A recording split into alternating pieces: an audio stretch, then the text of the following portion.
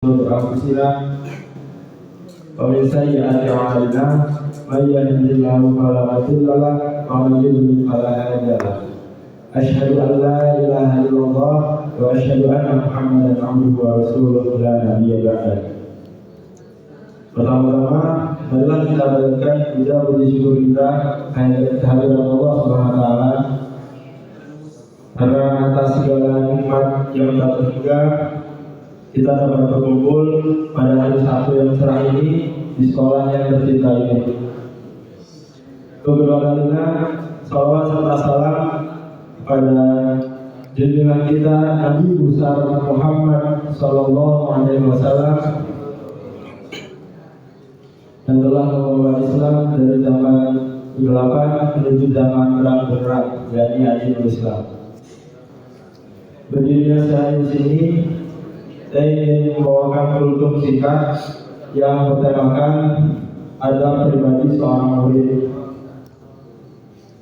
Di zaman sekarang ini kita dapat menjumpai banyak sekali orang-orang yang mempunyai ilmu, tapi ilmu itu tidak dimanfaatkan secara sebenarnya atau tidak dimanfaatkan secara baik, sehingga ilmu itu menjadi menyesatkan pemiliknya. Contohnya saja, banyak pejabat-pejabat yang melakukan praktik korupsi dan juga hal-hal lainnya yang merugikan rakyat dan dipimpinnya. Untuk menjawab permasalahan yang sangat penting ini, Islam sudah menjawab dan sudah punya jawaban atas hal itu. Ini adalah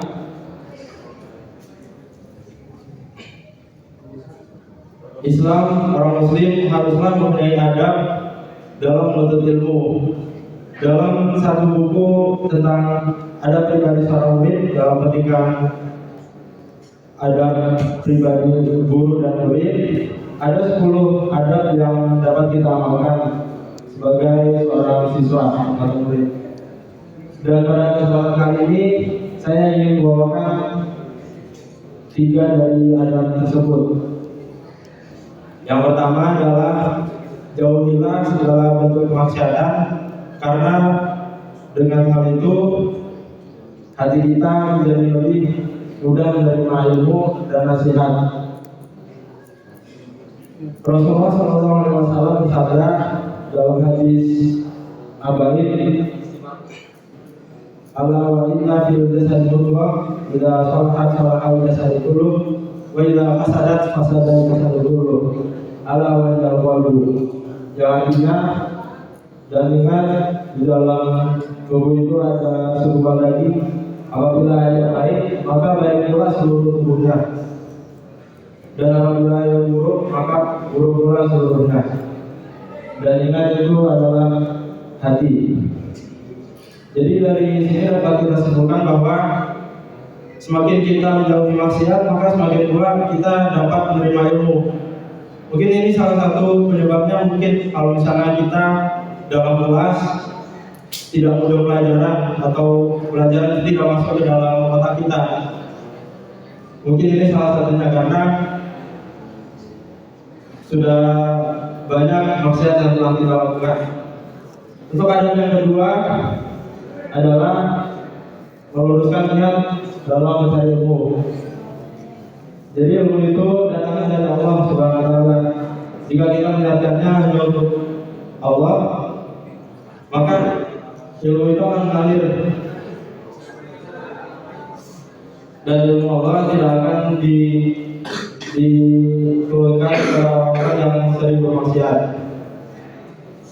Untuk adab yang terakhir, yang ketiga adalah manfaatkan masa mudamu untuk belajar sebelum masa tua. Ini masalah waktu. Jadi ada pepatah yang menyebutkan bahwa manfaatkan 5 hal sebelum 5 hal. Masa muda sebelum masa tua, dan masa luang sebelum masa sempit, kaya sebelum miskin, dan hidup sebelum mati. Dari sini dapat kita simpulkan bahwa dalam menuntut ilmu kita harus memiliki adab. Jika kita tidak memiliki adab sebelum menuntut ilmu, maka ilmu yang kita pelajari pun akan sia-sia, bahkan dapat mencelakakan kita.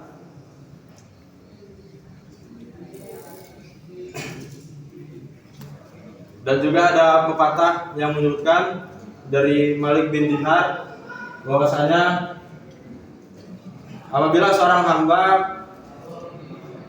menuntut ilmu dan diamalkan, maka ilmu itu akan bermanfaat. Dan apabila seseorang hamba menuntut ilmu tapi tidak diamalkan, maka ilmu itu akan membuat dia semakin sombong.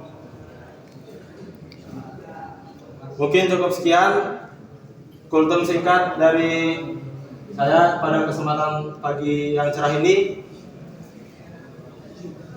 Kurang lebihnya mohon maaf. Akhir kata, sekian, terima kasih. Wassalamualaikum warahmatullahi wabarakatuh. Waalaikumsalam.